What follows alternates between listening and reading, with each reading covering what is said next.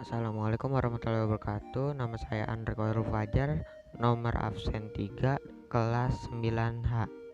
Kali ini saya akan membahas kehadiran Islam mendamaikan bumi Nusantara. Yang pertama, masuknya Islam di Nusantara. Agama Islam telah ada di Indonesia sejak abad pertama Hijriah. Agama ini masuk ke Indonesia melalui jalur perdagangan. Sebelum Islam datang, Nusantara berada dalam pengaruh agama Hindu-Buddha. Keberadaan para pemeluk ajaran Islam menjadi lebih jelas pada abad 13 yang ditandai dengan berdirinya kerajaan Samudra Pasai di Aceh. Proses masuknya Islam di Indonesia bertahan secara bertahap melalui banyak jalan. Teori-teori tentang kedatangan Islam ke Indonesia antara lain: A. Teori Mekah. Menurut teori ini, proses masuknya Islam adalah langsung dari Mekah atau Arab yang terjadi pada abad pertama. Para pedagang dari Timur Tengah memiliki misi dagang dan sekaligus berdakwah. Bahkan berdakwah menjadi motivasi utama mereka datang ke Indonesia. B. Teori Gujarat. Teori ini mengatakan bahwa kedatangan Islam ke Indonesia berasal dari Gujarat pada abad ke-7 Hijriah. Gujarat terletak di India bagian barat, berdekatan dengan Laut Arab. C. Teori Persia. Teori ini mengatakan bahwa kedatangan Islam ke Indonesia berasal dari daerah Persia atau Persia. Sebagai buktinya ada kesamaan tradisi, yaitu tradisi merayakan 10 Muharram atau Asyara. D. Teori Cina. Menurut teori ini mengatakan bahwa kedatangan Islam ke Indonesia berasal dari pedagang Cina. Sebagai buktinya, Raja Islam pertama di Pulau Jawa, yaitu Raden Patah dari Bintaro, Demak, merupakan keturunan Cina. Para wali menyebarkan agama Islam di Nusantara, khususnya di Pulau Jawa. Di antara wali Sanga berikut nama-nama wali Sanga. 1. Sunan Gresik, diduga berasal dari Persia. 2. Sunan Ampel. Sunan Ampel dianggap sebagai penerus cita-cita dan perjuangan Sunan Gresik. Sunan Bonang. Sunan Bonang merupakan putra dari Sunan Ampel. Sunan Bonang berupaya menyesuaikan dakwanya dalam hal perwayangan dan musik gamelan. 4. Sunan Giri. Dia merupakan seorang wali yang menyebarkan agama Islam dengan menitik beratkan pada bidang pendidikan agama Islam. 5. Sunan Derajat. Wali ini juga merupakan putra dari Sunan Ampel yang merupakan seni sebagai media dakwanya, yaitu pankur alat seni liptak. 6. Sunan Gunung Jati. Merupakan sunan yang berhasil menjadikan Cirebon sebagai kerajaan Islam pertama di Jawa Barat. 7. Sunan Kudus. Dia dikenal sebagai Sunan Kudus karena dia memiliki ilmu tauhid dan fikih. 8. Sunan Kalijaga. Wali ini berdakwah dengan sarana wayang kalif yang memuat nilai keislaman. Dia merupakan pencipta lagu Dandanggula. 9. Sunan Murai. Merupakan putra dari Sunan Kalijaga, berkedudukan di Gunung Murai, Kudus. Sunan Murai merupakan pencipta lagu Kinanti dan Sinop. 2. Cara-cara dakwah di Nusantara. A. Perdagangan. Proses penyebaran Islam melalui jalur perdagangan dilakukan pada abad ke-7 sampai abad 16 Masehi. Para pedagang muslim menggunakan kesempatan itu untuk berdakwah penyebaran agama Islam. Banyak pedagang muslim yang singgah di Indonesia. Lambat laun tempat tinggal mereka berkembang menjadi perkampungan muslim. B. Perkawinan. Sebagai pedagang Islam yang bermukim, ada yang menikah dengan wanita pribumi, terutama putri bangsawan atau putri raja. Dan dari pernikahan itu mereka mendapatkan keturunan. C. Pendidikan. Para mubalik mendirikan lembaga pendidikan Islam di beberapa wilayah Nusantara. Di antaranya berlangsung pembina pendidikan dan kaderisasi bagi calon kiai dan ulama. Mereka tinggal di pondok atau seni yang dikembangkan para penyebar Islam di antara seperti seni bangunan, seni pahat dan ukir, seni musik, dan seni sastra. 3. Kerajaan-kerajaan Islam di Nusantara. A. Kerajaan Samudra Pasai. Samudra Pasai terletak di Lok Sumawe, Aceh. Berdiri pada abad ke-13 dan merupakan kerajaan Islam pertama di Indonesia dengan raja pertama Sultan Malik Al-Saleh. Masa kejayaan Samudra Pasai adalah pada saat di pemerintahan oleh Sultan Malik At-Tahir II. Dengan bukti Samudra Pasai menjadi pusat perdagangan dan penyebaran agama Islam.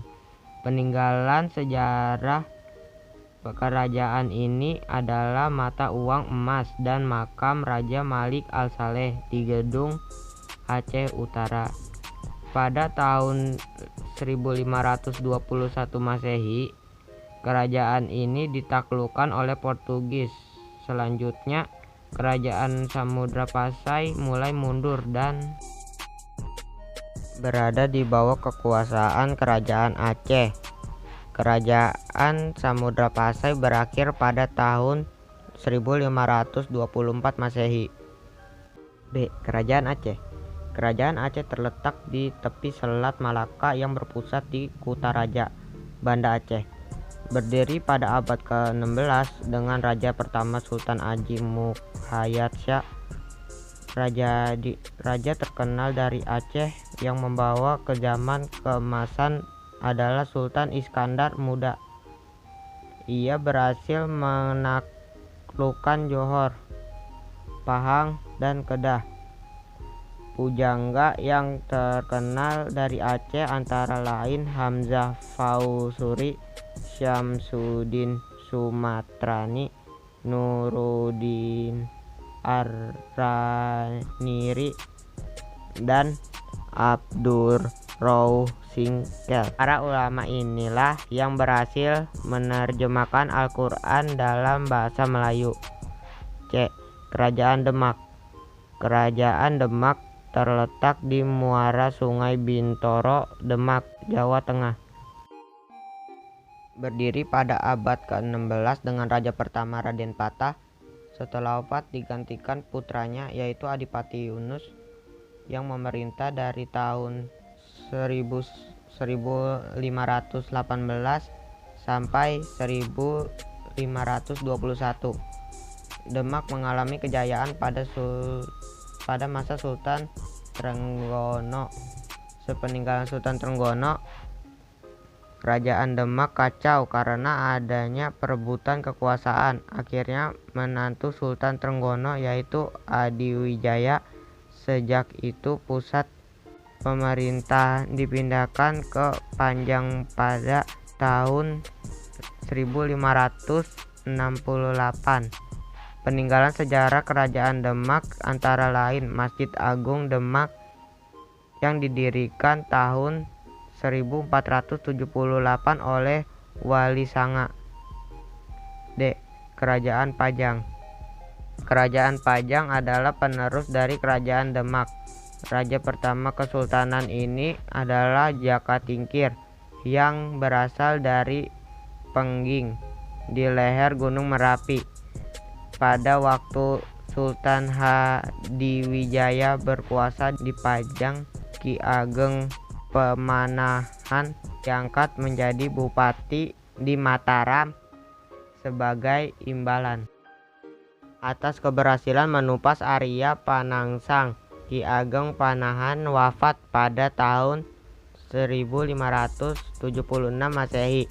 Pangeran Pengiri datang menyerbu Pajang untuk merebut tahta.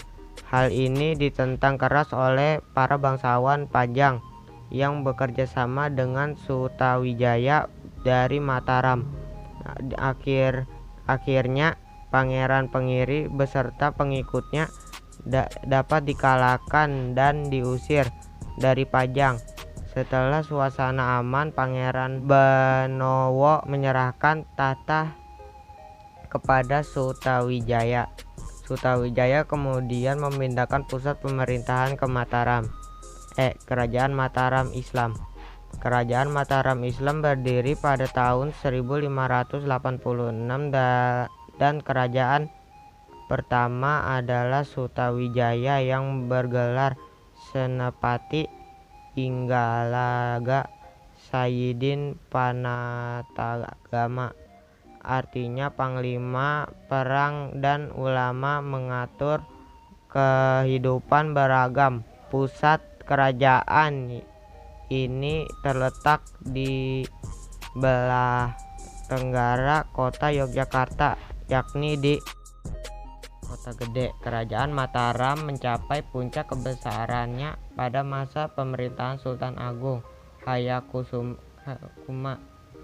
Pada masa Sultan Agung banyak prestasi besar yang dicapai, antara lain sebagai berikut: memperluas daerah kekuasaan meliputi Jawa, Madura kecuali Banten dan Batavia, Palembang, Jambi, dan Banjarmasin, mengatur dan mengawasi wilayah yang luas itu langsung dari pemerintahan pusat, melakukan kegiatan ekonomi yang bercorak agraris dan maritim, melakukan mobilisasi militer secara besar-besaran, melakukan perhitungan tahun Jawa Hindu dengan tahun Islam, menyusun karya sastra yang cukup terkenal yaitu Sastra Geding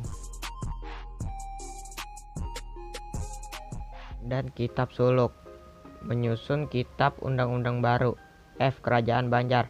Kerajaan Banjar adalah kerajaan Islam di Pulau Kalimantan, tepatnya di Provinsi Kalimantan Selatan saat ini. Kerajaan ini berdiri pada tahun 1526 Masehi dengan Suryansyah sebagai sultan pertama. Wilayah kekuasaan kerajaan Banjar meliputi Banjarmasin, Martapura, Tanah Laut, Margasari, Amandit, Alai, Marabahan, Benua Lima, serta daerah hulu Sungai Barito. Wilayah kekuasaan kerajaan Banjar semakin luas hingga ke Tanah Bambu, Pulau Laut, Pasir, Berau, Kutai, Kota Waringin, Landak, Sukadana, dan Sambas. Kerajaan Banjar runtuh pada saat berakhirnya Perang Banjar pada tahun 1905. Kerajaan Gotalo. Kerajaan ini terletak di Sombo Opu, Makassar, Sulawesi Selatan. Raja Goa bergelar Daeng dan Raja Talo bergelar Karaeng. Raja Goa Daeng Manrabia dan Raja Talo yaitu Matoaya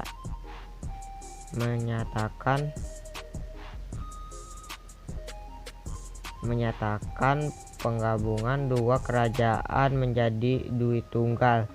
Raja terkenal dari Goa Talo adalah Hasanuddin. Karena ketegasannya, Belanda menjuluki Sultan Hasanuddin dengan sebutan ayam jantan dari timur. Kehancuran Goa Talo karena pengkhianatan Raja Arupalaka dari Bone. Kerajaan Ternate Tidore. Kerajaan ini terletak di Sampau, Ternate, dan Pulau Tidore di Maluku Utara. Berdiri pada abad ke-16 dengan raja pertama Sultan Zainal Abidin. Raja terkenal Ternate adalah Sultan Hairadadan Sultan Babulah yang gigih melawan Portugis dan mengusir Portugis dari Maluku. Hasil utama kerajaan Ternate dan Tidore adalah Cengkih dan Pala. Tidore didirikan oleh Sultan Mansur. Raja Tidore yang terkenal adalah Sultan Nuku. Sekian penjelasan dari saya. Wassalamualaikum warahmatullahi wabarakatuh.